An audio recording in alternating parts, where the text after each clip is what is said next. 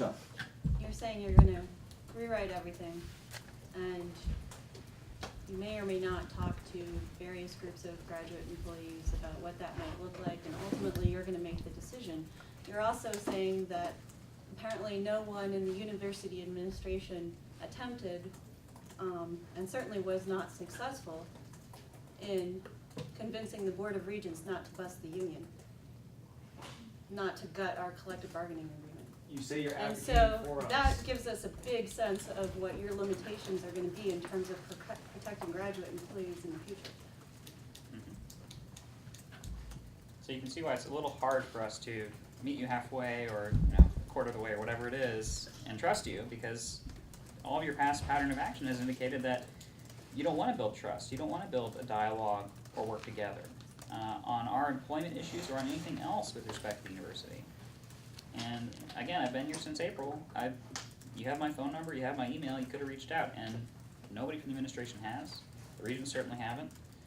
And so it's just, it seems like, to echo Jennifer's point, either you were complicit in this union busting, in which case you want the control over all our benefits to yourselves, which doesn't exactly build trust either, or you try to advocate for graduate students and try to get the Regents to ratify a quick agreement, and we're unsuccessful, which makes us suspect that however hard you advocate, you're not going to overrule the Board of Regents.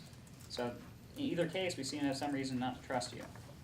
And the notes are positive. They're nice. They're, as far as I can tell, not enforceable, although I'm not a lawyer either. But the university has been complicit either through ineffectiveness or through willful malice in trying to bust this union and take away the right of graduate workers to determine the conditions of their work. And that is, as Jean said earlier, despicable, but also gives us every reason to think that this is a lot of, nice talk without being backed up by any action, as Chris said. Is there anything you want to say to address those 2 points? Because if you all are serious about including us, That's what I can say.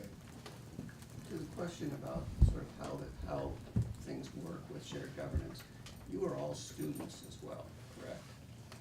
And I am. as students, you have been represented in student government as students.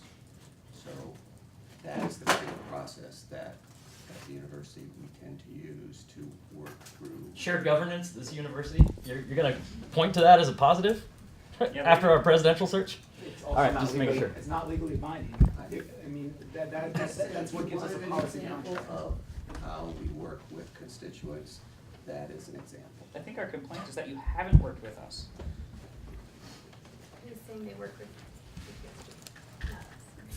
Right, so that's working with it's gerrymandering, essentially. It's picking your constituents as much as you can. Those are issues related to your role as students. That's been that's been their role up to this point. You mean health insurance? What issues are you talking about? Students. Sorry, health insurance? Is health insurance just a student issue? We're both students and workers. You can't split us in half. That's sophism. We've already had an all review decision about that. Are you trying to say everything the union is recognized to discuss is actually a student issue? Well, for 20 years, we have recognized the role of graduate assistants as employees, as well as the relationship as students. Right. And they happen to be the same person. So I'm not sure why you're talking to one group, as you put it, the student side, and excluding the employee side. Although both of us, as Nicole said, have a vested interest in talking about these issues. And Kevin, So- there's nothing that prevents you from continuing that relationship, other than the board's edict that it wants to remove 90% of the contract. That's the crux of the matter. We can continue the relationship absent a few items, but you decide you don't want to do that.